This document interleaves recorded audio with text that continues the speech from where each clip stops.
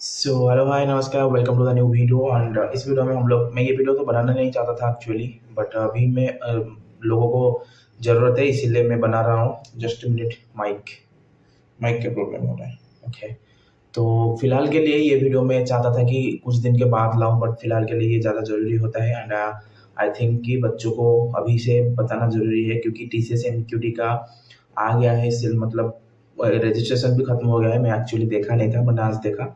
And इसका बहुत जल्दी इसका फास्ट राउंड भी होने वाला है।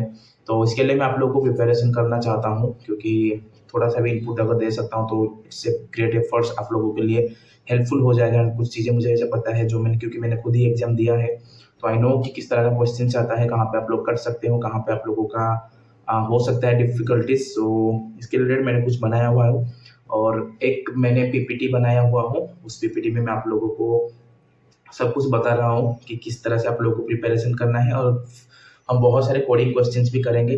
तो जल्दी से चलते हैं हमारे कंप्यूटर स्क्रीन पे। एंड हमारा जावा का सीरीज भी चल रहा है, आप लोग देख सकते हो, बट उसको थोड़ा खत्म होने के लिए टाइम लगेगा। बट अब अगर आप लोग अभी टीसीएस का पहला राउंड देने वाले हो, मैं एज्यूम कर रहा हूँ कि आप लोगों को जावा एंड सी या फिर कोई भी प्रोग्रामिंग लैंग्वेज का नॉलेज है। Without knowledge I don't think कि आप लोग फर्स्ट राउंड क्लियर कर सकते हो, क्योंकि कोडिंग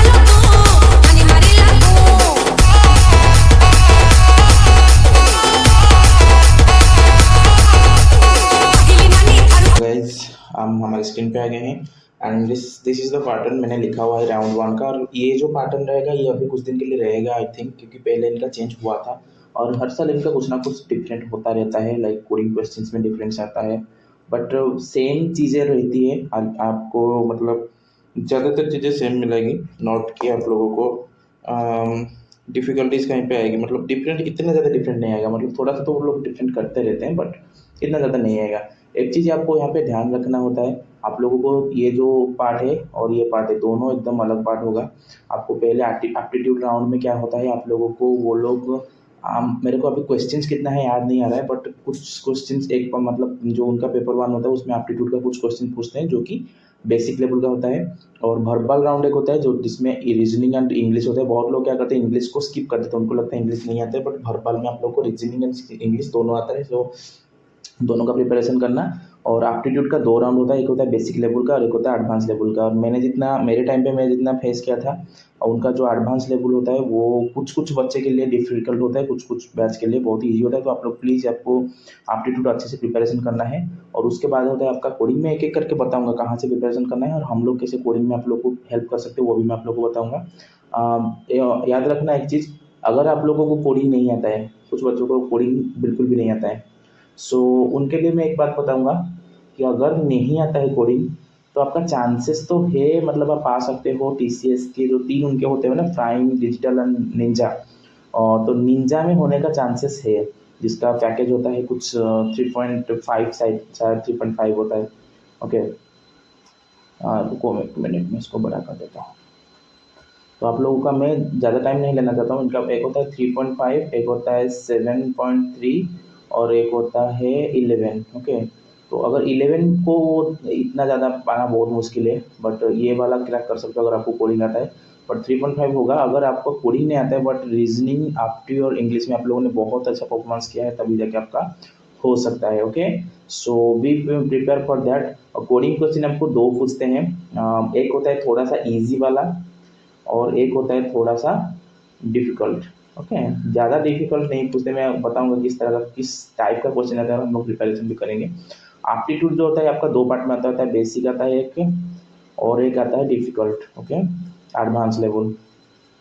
और एक चीज़ आप लोगों को याद रखना होगा, कुछ कुछ बेसिक क्वेश्चंस में क्या होता है, ऑप्शंस नहीं होते हैं।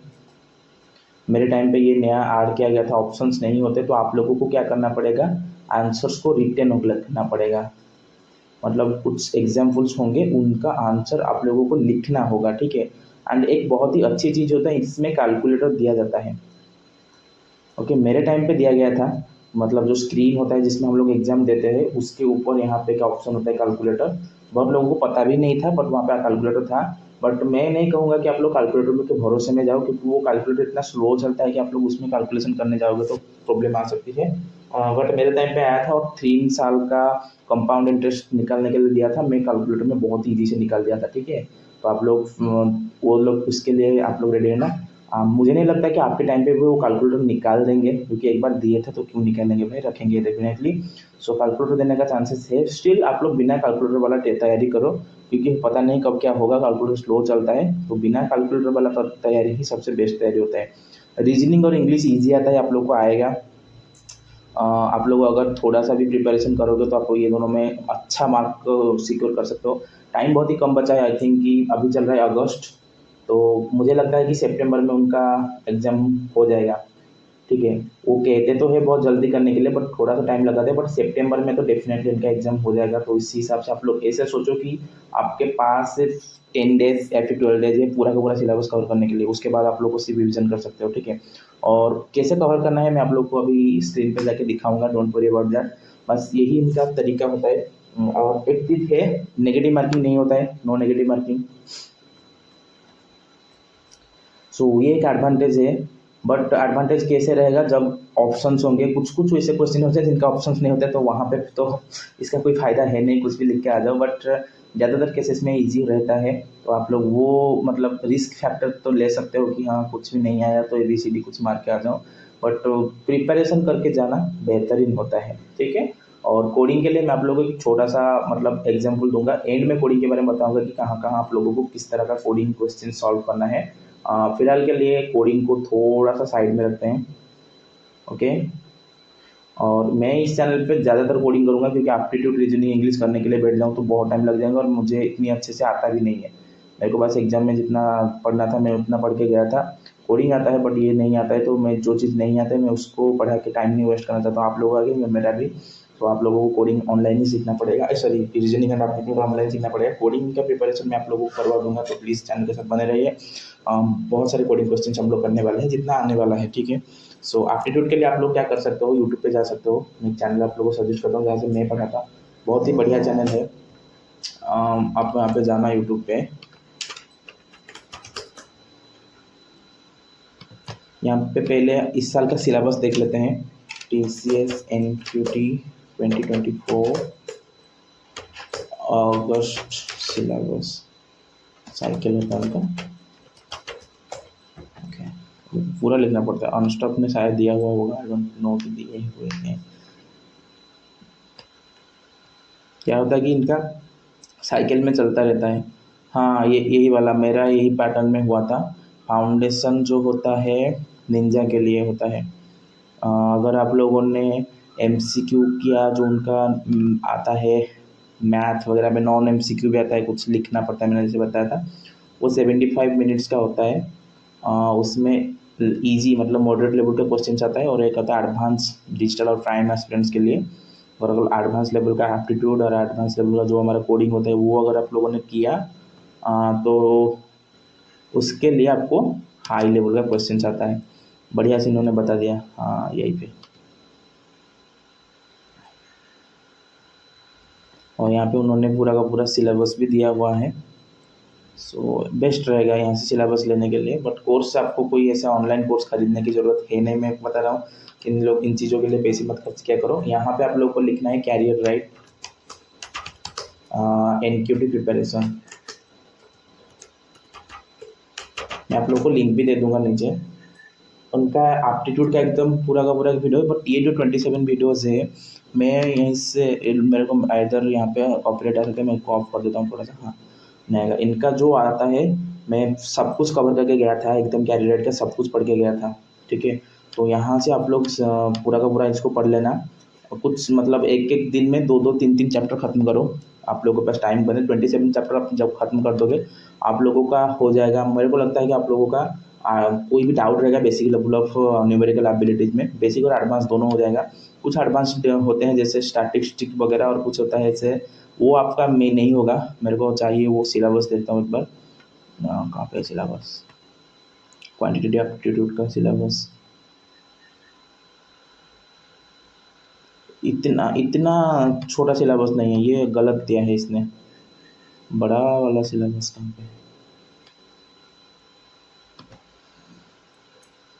क्योंकि क्वेश्चंस कहाँ से आता है बता। ये वाला आप लोग यहीं से कवर कर सकते हो इतना, अगर आपका हो गया। आई आई डोंट थिंक कि कुछ मतलब रहेगा।